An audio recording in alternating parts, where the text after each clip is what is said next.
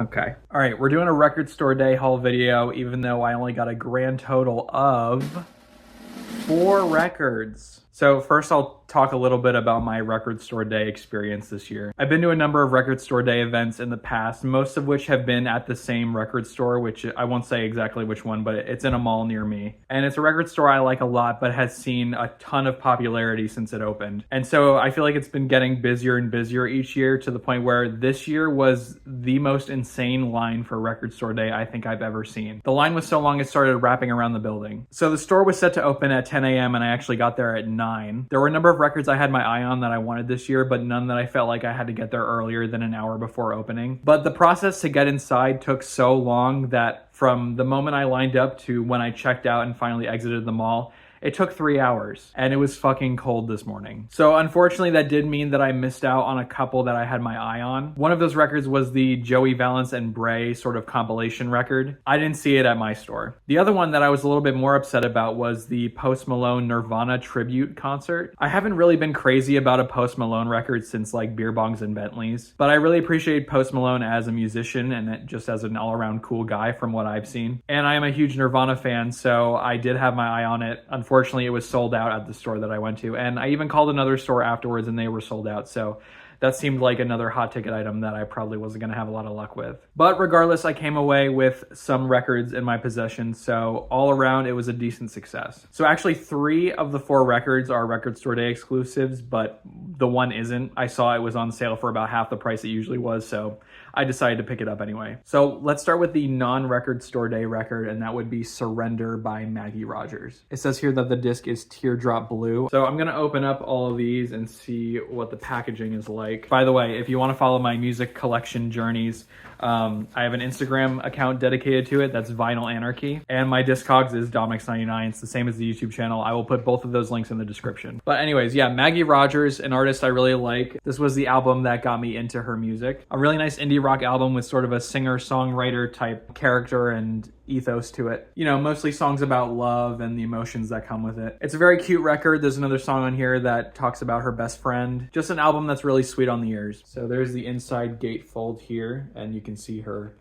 teeth. You got the lyrics on the flap as well, and here's the back. There's a little poetic paragraph here. I could be wrong, but I believe this strip changes depending on what color disc you get, which is pretty cool. So let's take a look at this disc here. Another sort of mosaic of her and some close-ups of her face. You know, a very personal record, so that makes sense. And oh, it's a very light blue. This is more of a baby blue. There it is. Very nice. I like this.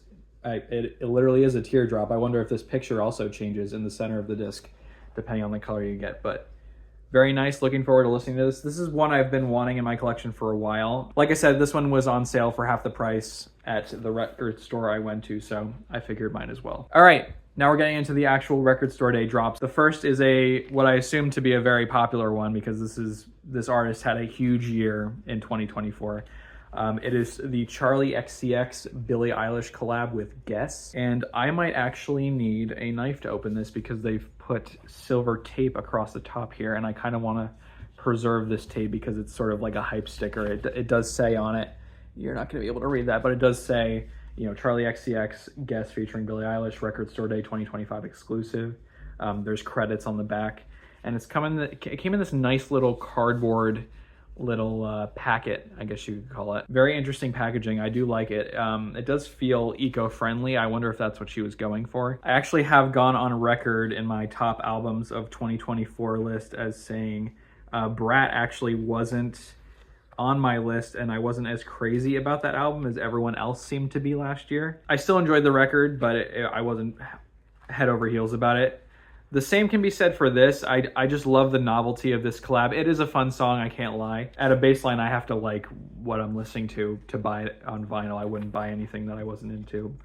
But I'm interested to see how this will sound on vinyl. I think it's just a black disc. Yes, it is. And of course, it's in Brat Green. And it's just a really fun collab. It's 2-sided, so I wonder if one side is the instrumental. It is pressed on bio vinyl and packaged in recycled material. Okay, so yes, this was made with sustainability in mind, which huge props to Charli and her team for that. So while I don't think I'll be getting Brat on vinyl, I am glad to have this 7-inch in my possession because Brat was such a cultural moment in last year, and I imagine for years to come. So I had to have some sort of Charli XCX representation here. All right, next up is the one I was arguably most excited for, and it was the Joywave 10th anniversary edition of their debut album, How Do You Feel Now? Joywave are one of my favorite bands, I would say. I would say they're alternative rock, although this debut album is distinctly more dancey and dance pop oriented than some of their other records. I've always loved the writing on a Joywave record. I like the quirky synths and instrumentation that they bring to the table. I saw them twice in concert and loved it both times, and I plan to see them again. And while this isn't my favorite album from them, it's still a really good time, and I cannot wait to spin it, because apparently 2 of the songs on this album were sort of re-recorded or remastered for vinyl.